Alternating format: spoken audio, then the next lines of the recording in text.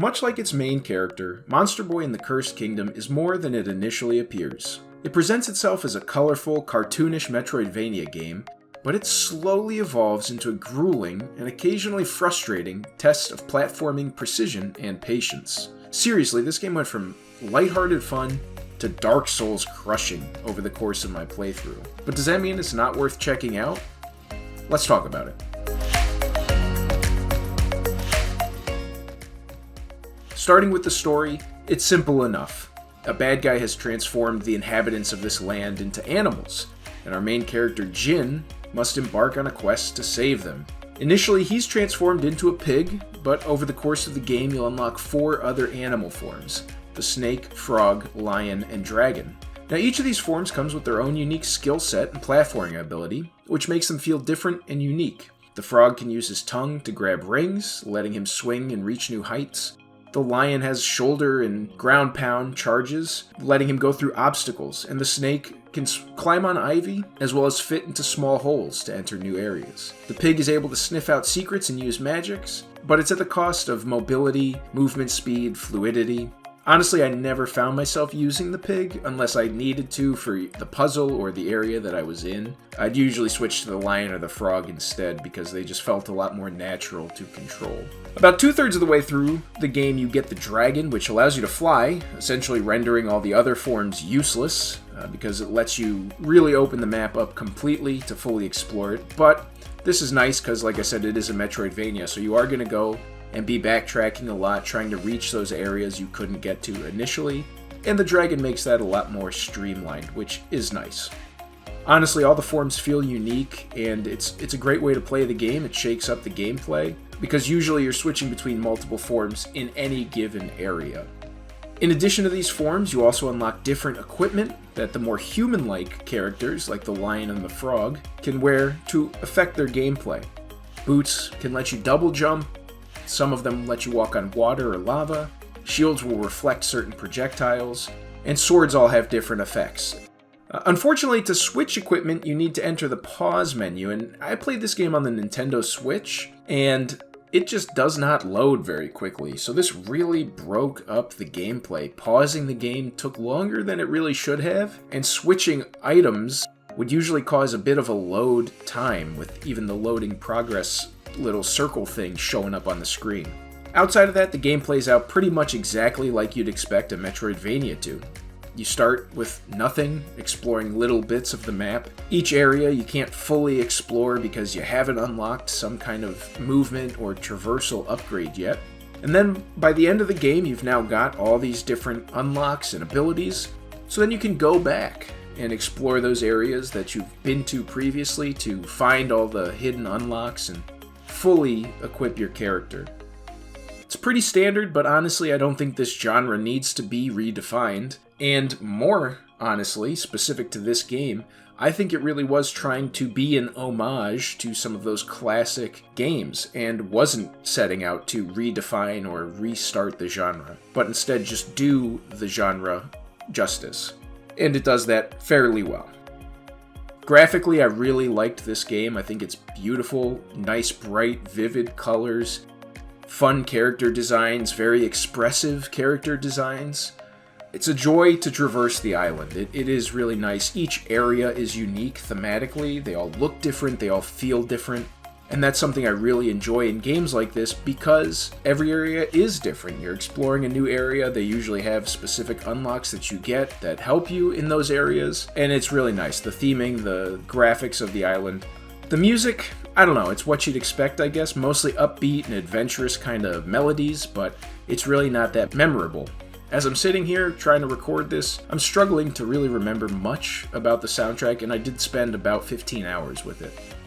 So, as I mentioned initially, let's get to the real issues with this game. The gameplay style does kind of take a bit of a turn about 2/3 of the way in. And by that I mean it really replaces this adventure with more tight, unforgiving platforming areas and borderline Dark Souls enemies. There are some that just seem like they're there to kill you or do damage to you because you weren't expecting them to be there, which really is not what I'm looking for in this kind of a game and isn't what I was expecting, especially because the first 2/3 or so of this game doesn't have that kind of stuff. It really comes as a surprise, and the checkpoints are sporadic enough that it's very frustrating when you instantly die to something that you didn't even necessarily expect or know was going to be there. Specifically, this starts with the volcano, but then it gets worse with the Haunted Manor section. They removed really any fun that I was previously having with the game, replacing it mostly with frustration. The platforming is just floaty enough that these precise, specific areas are not fun to accomplish, that you don't feel good when you've done it, because every time you failed, it felt unfair. It didn't feel like I messed up.